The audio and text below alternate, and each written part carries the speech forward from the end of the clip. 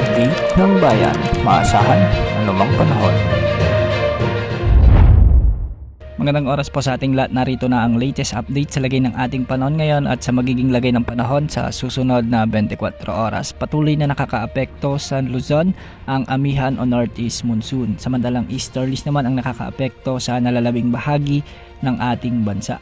Dahil nga sa mainit na easterlies, ito yung mainit na hangin mula sa karagatang Pasipiko, magdadala ito ng maulap na kalangitan na may mga kalat-kalat na pagulan at thunderstorms sa buong Visayas, sa may Caraga region, sa may Albay, Sorsogon, Masbate, sa may Caraga region, sa may Davao Oriental at Davao de Oro. Pinag-iingat natin ang ating mga kababayan dito dahil posible ang banta ng mga biglaang pagbaha at pagguho ng lupa, lalo na kung may mga katamtaman at minsan ay malalakas na pag-ulan.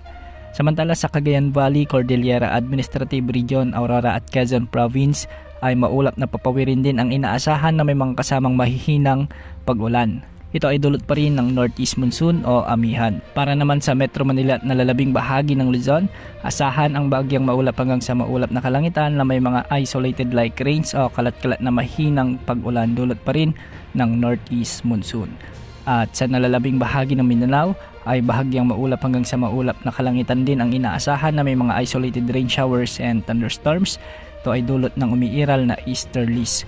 Posible pa rin ang banta ng mga biglang pagbaha o pagguho ng lupa, lalo na kung mga umiiral na severe thunderstorms. Para naman sa lagay ng ating mga dagat baybayin, ang mga pag-alon sa Northern Luzon ay posibleng umabot hanggang 4.5 meters na mga pag-alon. Ang mga pag-alon naman sa Visayas, ang nalalabing baybayin ng Luzon at ang northern at eastern sections ng Mindanao ay posibleng umabot ang mga pag-alon hanggang 3.4 meters.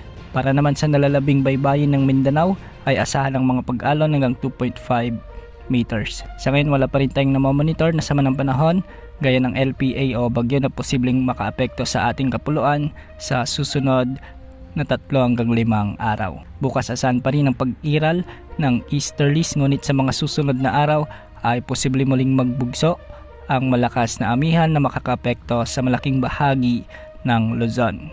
Yan ang update sa lagay ng panahon. Ito pong weather update ng bayan, maasahan anumang panahon.